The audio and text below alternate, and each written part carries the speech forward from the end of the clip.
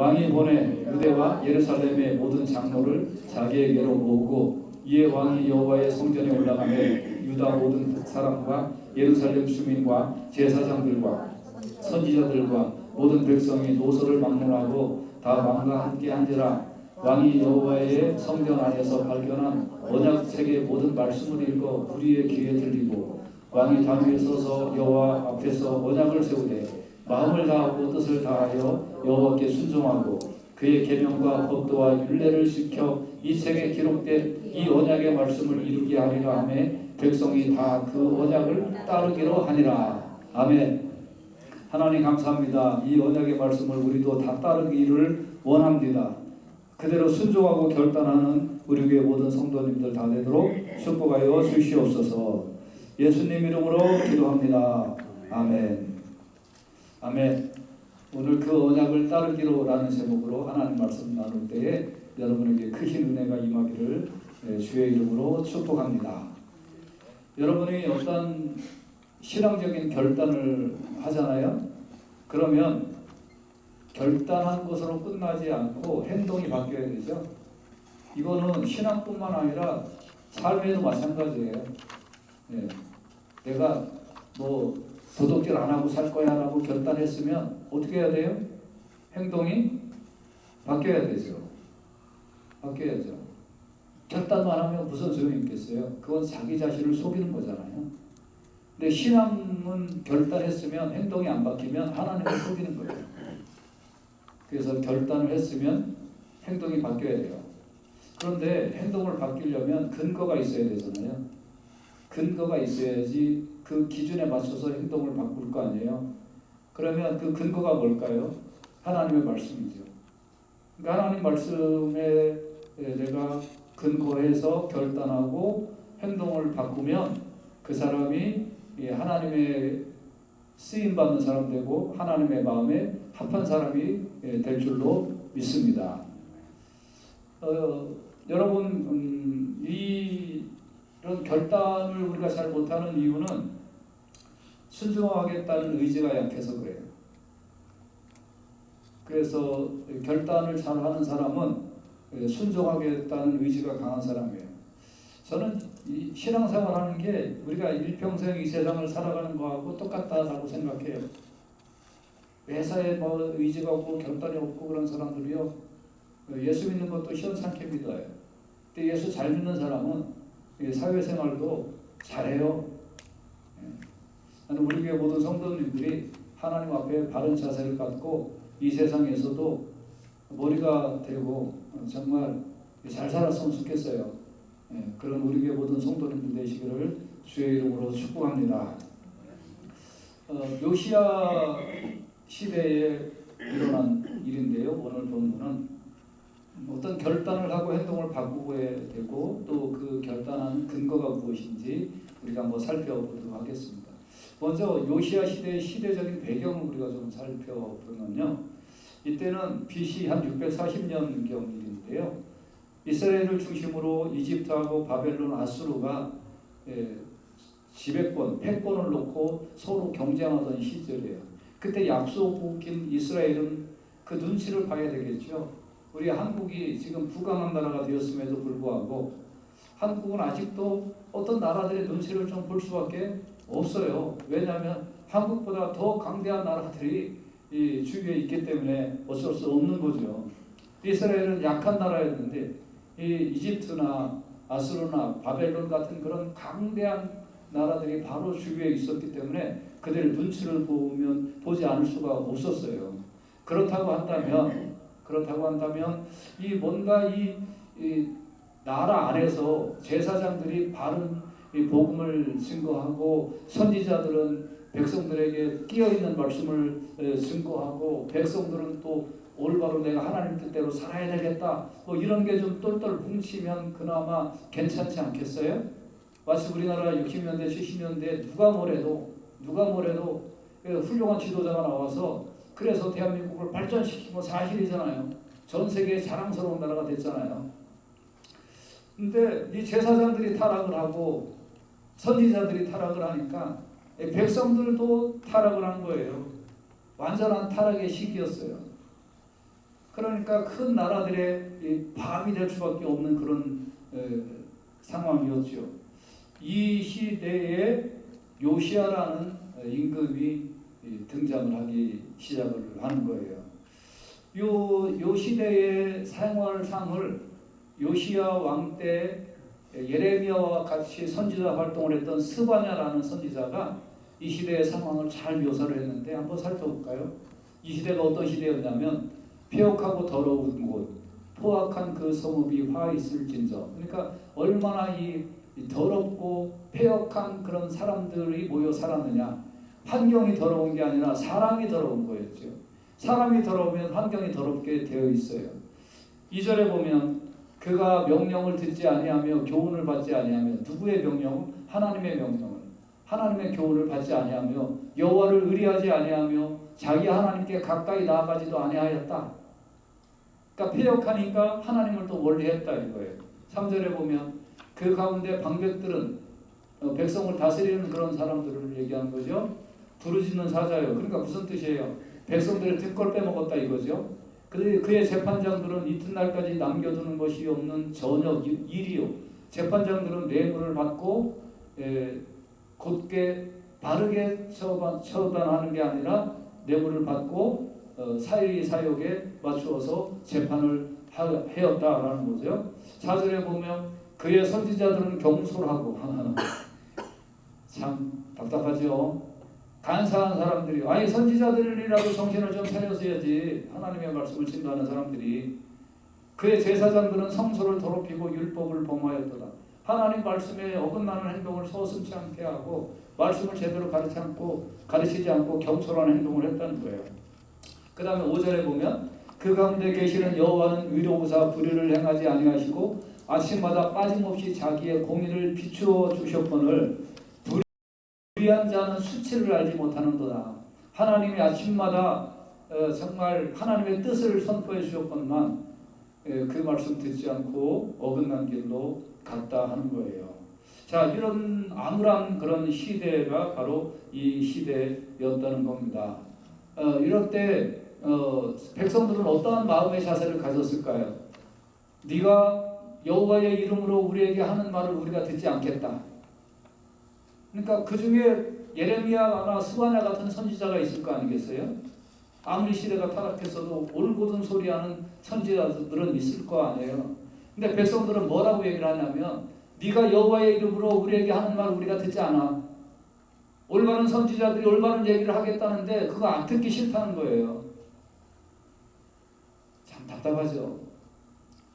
17절에 보면 우리 입에서 낸 모든 말을 반드시 실행하여 우리가 본래 하던 것 곧 우리와 우리 선조와 우리 왕들과 우리 고관들이 유다 성읍들과 예루살렘 거리에서 하던 대로 하늘의 여왕에게 분향하고 그 앞에 전제를 드리리라.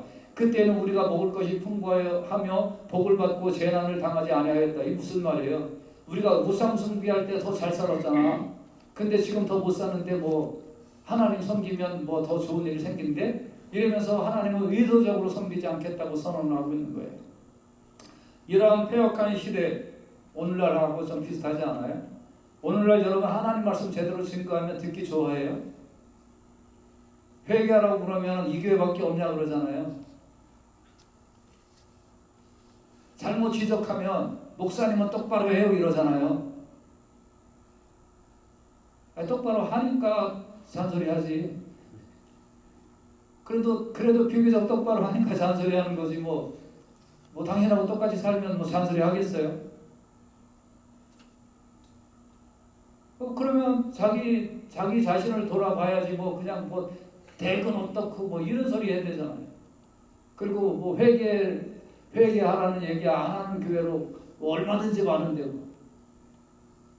뭐 그런 식으로 대답하잖아요. 오늘날도 마찬가지잖아요. 이 시대나 오늘이나.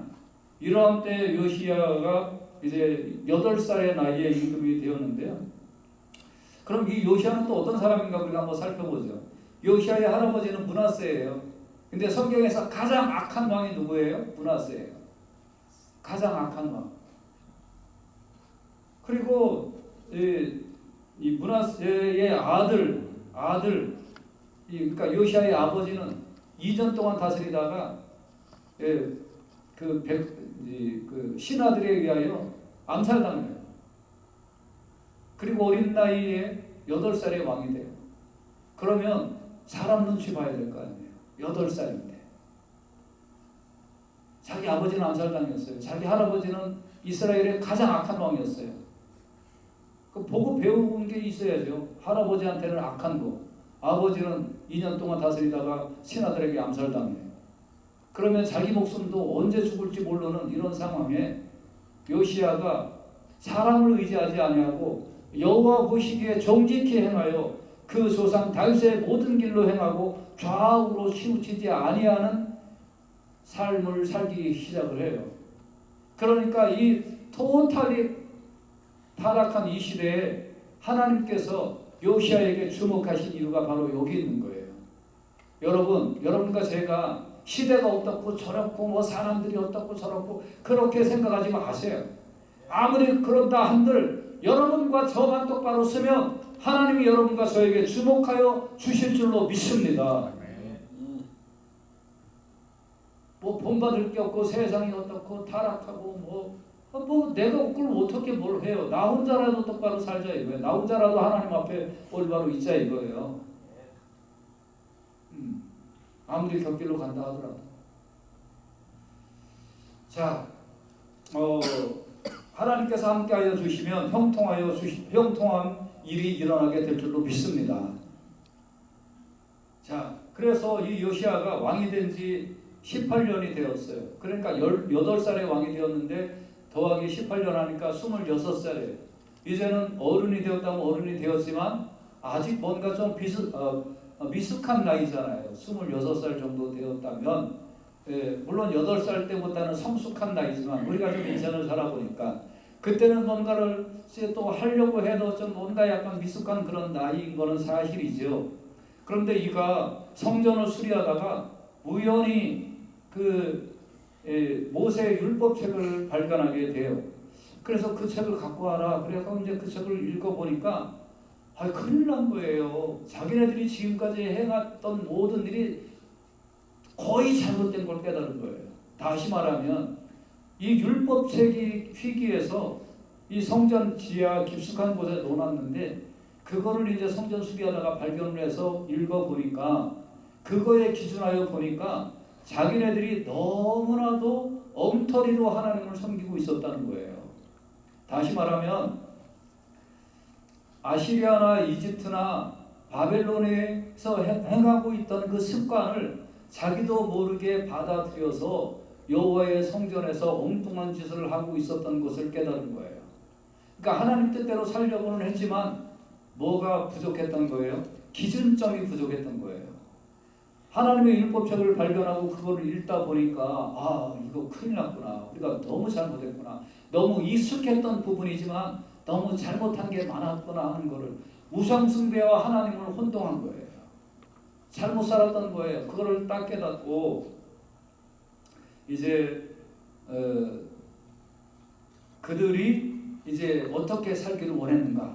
4절에 보면 왕이 대제사장 hil기야와 모든 부제사장들과 문을 지킨 자들에게 명령하여 바알과 아세라와 하늘의 일월 성신을 위하여 만든 모든 그릇을 여호와의 성전에서 내다가 예루살렘 바깥 기드론 밭에서 불사르고 그것들의 죄를 베델로 가져가고, 다시 말하면 하나님의 전에 우상 숭배를 하는 흔적들이 남아있더라는 거예요.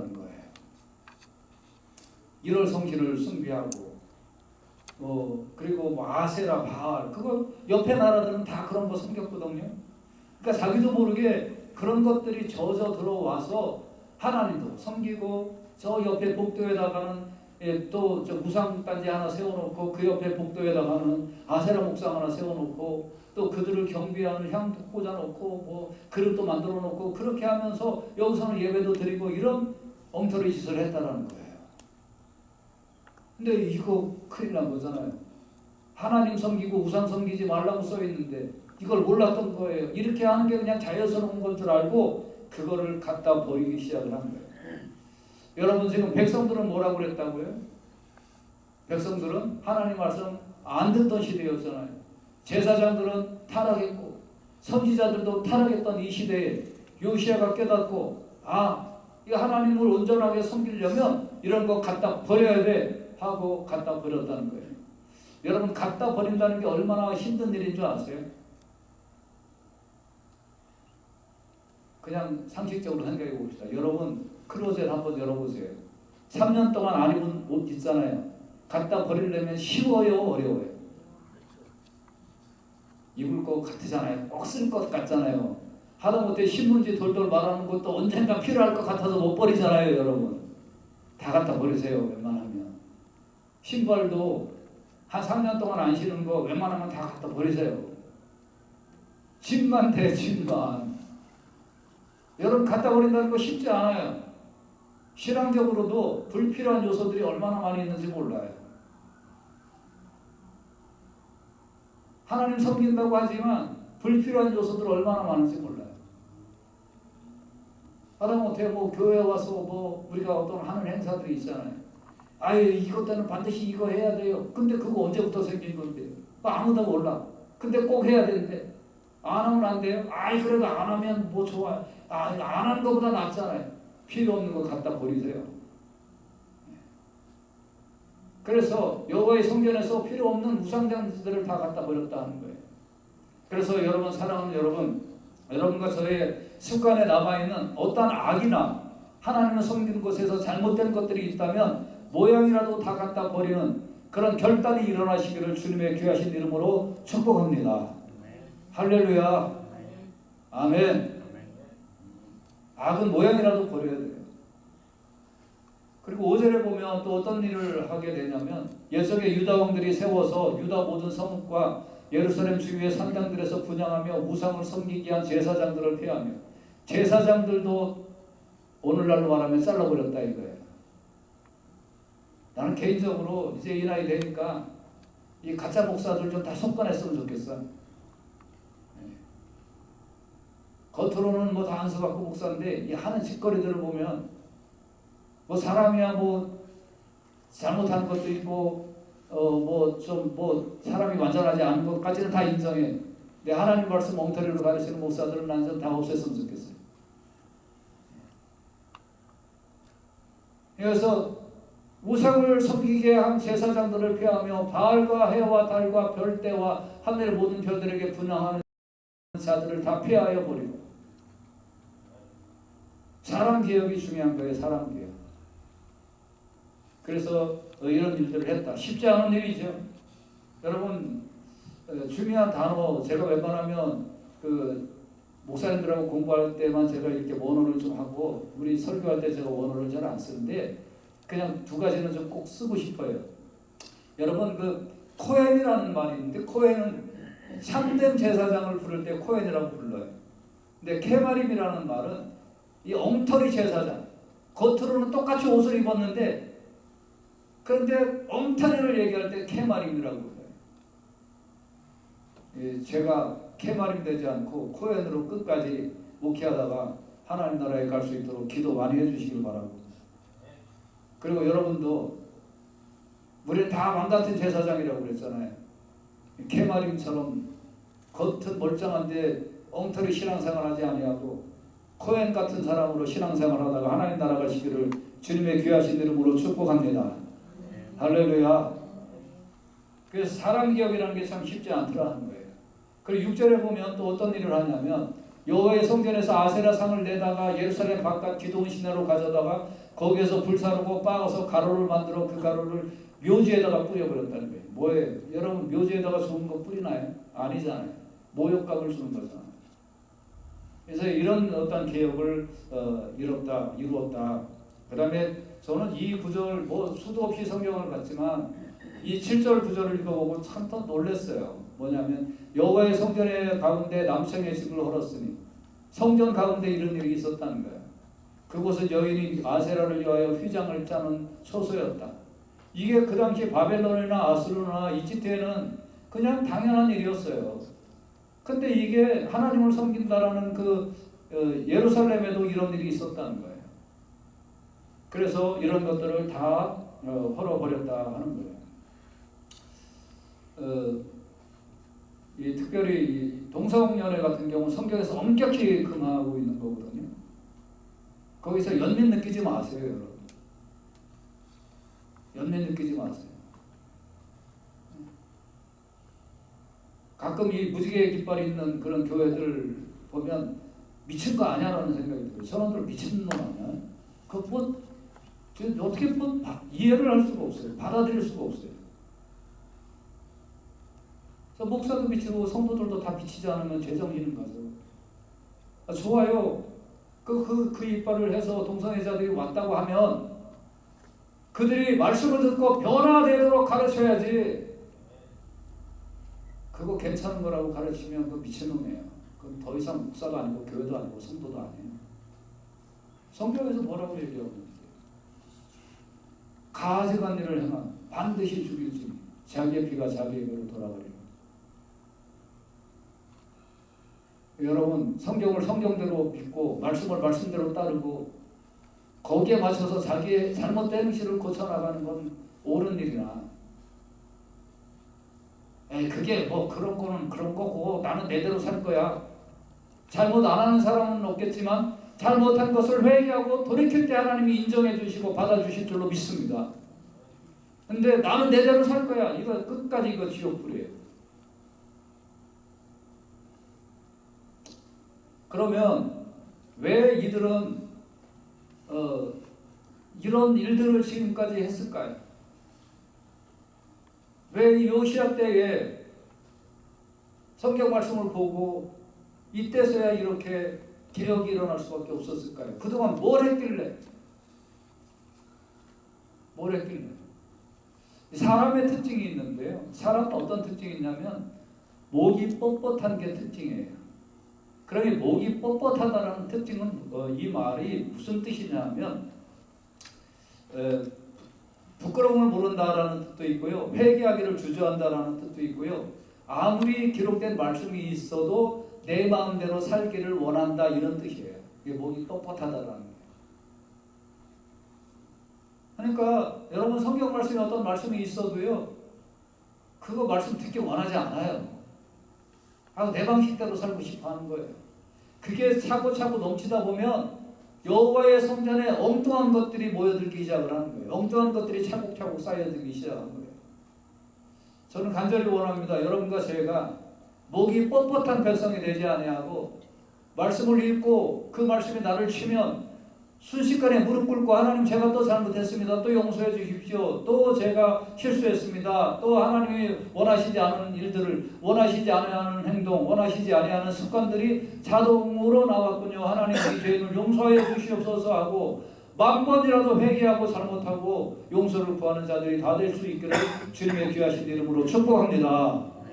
할렐루야. 목이 뻣뻣한 백성들은 그런 거 있으면 뭐해? 나는 그런 거 원하지 않아. 그렇게 산다 이거예요.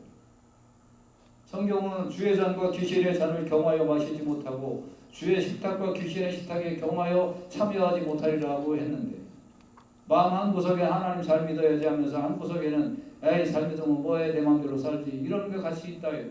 하나 제해버려야지. 뭐를 제해버릴 거예요? 귀신의 잔을 제하여 버리고 살아가시기를 주의 이름으로 축복합니다.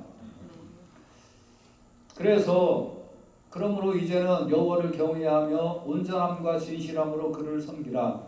너희의 조상들이 강 저쪽과 애굽에서 섬기던 신들을 지워버리고 여호와만 섬기라.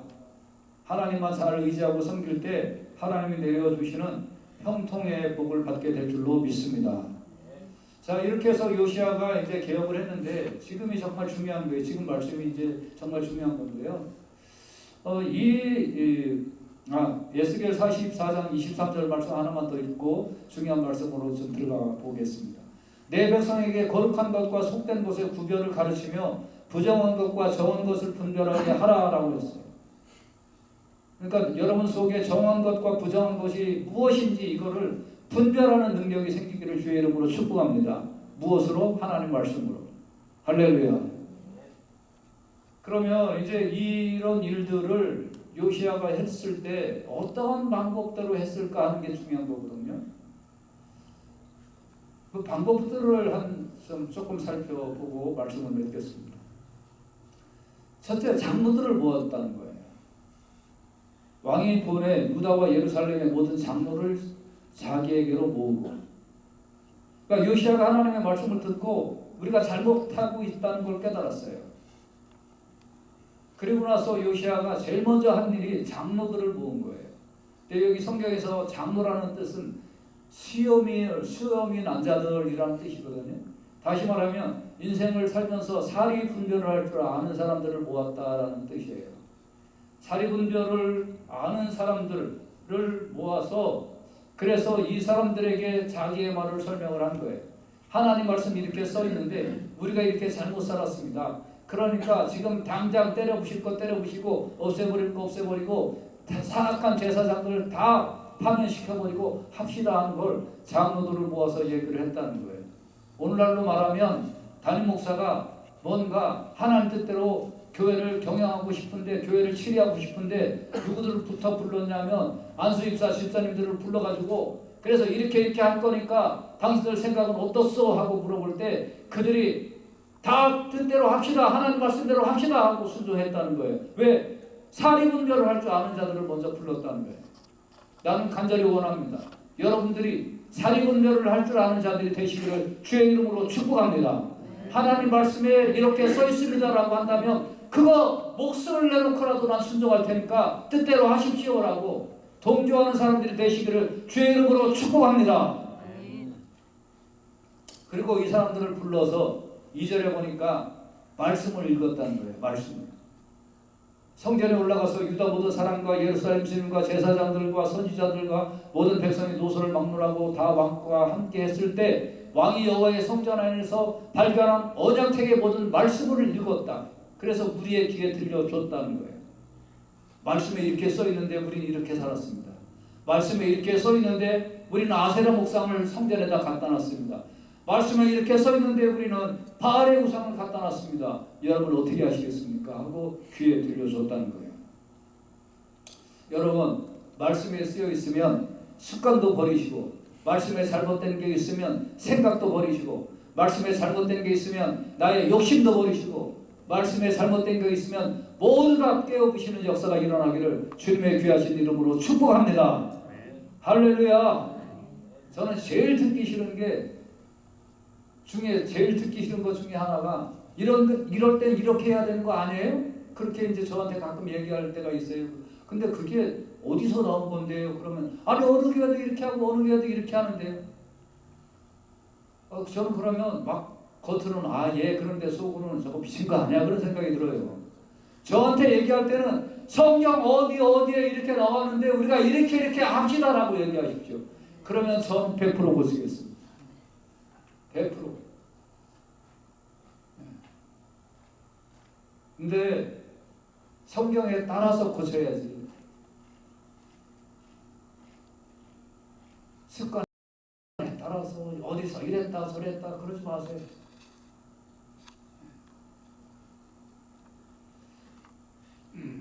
말씀을 듣는 것이 우매한 자들이 제사를 드리는 것보다 낫다고 했어요. 뭣도 모르면서 그냥 이렇게 하나님 앞에 헌금 드리고, 하나님 앞에 헌금 드리면 만사가 다 하나님이 받으시고, 그래도 나한테 헌금 드렸구나, 아유 착하다 이쁘다 하실 줄 아세요? 하나님 그런 하나님 아니에요. 우리 교회 헌금 바구니를 왜 안 돌리는데요? 억지로 헌금 내지 말라는 뜻이잖아요. 헌금 바구니 이렇게 돌아오면요, 안 내면 조금 뭔가 개면적인 것 같아요. 그러니까 그냥 어쩔 수 없이 드려. 그리고 나서 속으로 안 내어도 될 걸. 내가 헌금 바구니 안 돌리는 첫째 이유가 바로 그거예요. 옛날에 한국에서 목회했을 때, 그때는 이제 저도 잘 그런 개념이 없어가지고 목회한 지 얼마 안 됐을 때 그냥 다 꼭 그런 줄 알고 그냥 헌금 바구니 돌렸어요. 근데 이제 나중에 예배 끝나고 나서 어떤 사람이 자기는 오른쪽에 10,000원짜리를 넣고 왼쪽에다가 1,000원짜리를 넣었는데 1,000원짜리를 헌금하려고 했는데 헌금 바구니가 올 때 자기도 모르게 10,000원짜리를 헌금을 했대. 그리고 예배 끝나고 9,000원 거시기가 돼. 미친놈이지 뭐. 그래서 이거 아니구나. 이거 아니구나. 하나님 앞에 저런 자세로 헌금하면 절대 안 돼. 그래서 그다음부터 헌금 바구니 안 들고 밖에다 입구에다 놓고 헌금하고 싶은 사람만 해라. 하나님 앞에. 없거나 없는 사람들이 있잖아요. 그날 그거 하지 마라. 말씀을 듣는 것이 우매한 자들이 제물을 드리는 것보다 제사를 드리는 것보다 낫다. 여러분이 하나님 말씀에 순종하고 거기에 여러분 자신을 바꾸는 결단을 하시고 그 결단으로 행동이 나타나시기를 주님의 귀하신 이름으로 축복합니다. 그리고 누가복음 15장 1절에 보면 모든 세리와 죄인들도 말씀을 들으러 가까이 예수님 앞에 나왔다고 했어요. 그러니까 바뀐 거예요. 말씀을 들으니까. 그리고 세 번째로 언약을 세웠다는 거예요. 자, 이 말씀에 이렇게 써 있어요. 그러니까 어떻게 하실래요?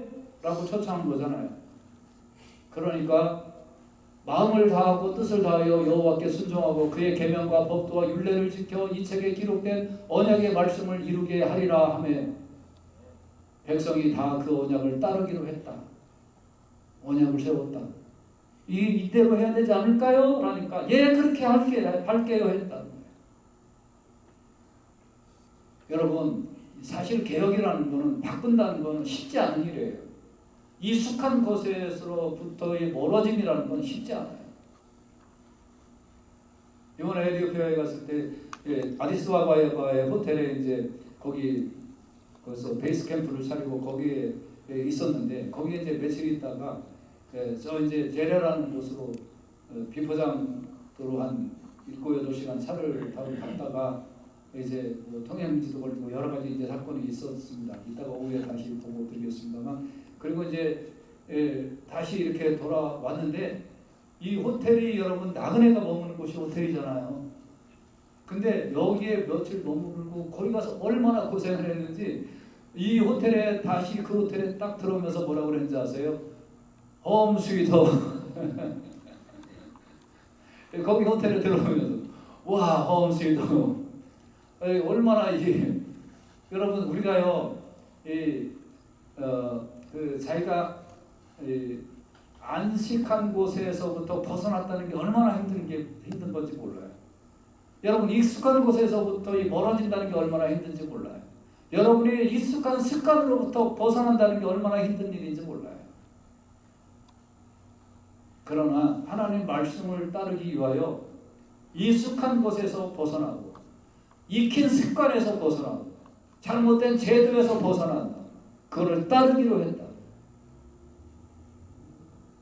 이런 결심이 일어나고 이런 행동이 일어나기를 주의 이름으로 축복합니다. 말씀의 결론입니다. 23장 3절 끝부분에 그걸 다시 한번 강조해서 말씀드릴게요. 백성이 다 그 언약을 따르기로 하니라. 그걸 따르기로, 그 말씀을 따르기로 했다.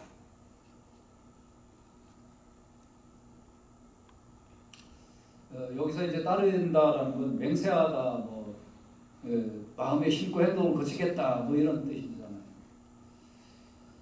간절히 원합니다. 저는 우리 교회 모든 성도님들이 말씀에 그렇게 돼 있으면 저 그대로 따를게요. 이런 신앙의 자세를 다 갖고 살아가실 수 있기를 주님의 귀하신 이름으로 축복합니다. 그러면 그게 어려운 일 같지만요. 그렇게 되면 그 다음부터 하나님이 눈여겨보시고 하나님이 형통함을 주시고 하나님이 복된 길로 인도하여 주실 줄로 믿습니다. 그래서 자녀들에게도 너 하나님 말씀대로 살아야 돼. 이거를 늘 잔소리처럼 가르치세요. 야, 이렇게 하고 돈 투자하고 이렇게 하고 빨리빨리 너 이거 하면 너 잘 돼, 너 인생이 잘 될 거야 어쩌고 이런 거 가르치지 마세요. 그거는요 안 가르쳐도 애들이 하나님 말씀대로 살면 하나님이 주시는 형통함 때문에 범사에 잘 되게 되는 줄로 믿으시기로 주의 이름으로 축복합니다. 잔재주꾼 만들지 마세요. 하나님 뜻대로 살아라. 말씀대로 살아라. 그러면 이 우주를 지으신 하나님이 너를 눈여겨보시고 너에게 형통함을 주시고 내 길을 잘 되도록 인도해 주실 거다. 요 얘기를 일생 동안 귀에 들려주시면 그 자녀들 범사에 하나님의 인도하심을 받는 훌륭한 자녀가 될 줄로 믿습니다. 그래서 너희는 이 세대를 본받지 말고 오직 마음을 새롭게 하고 뭐라는 뜻이에요? 결심하라는 거잖아요.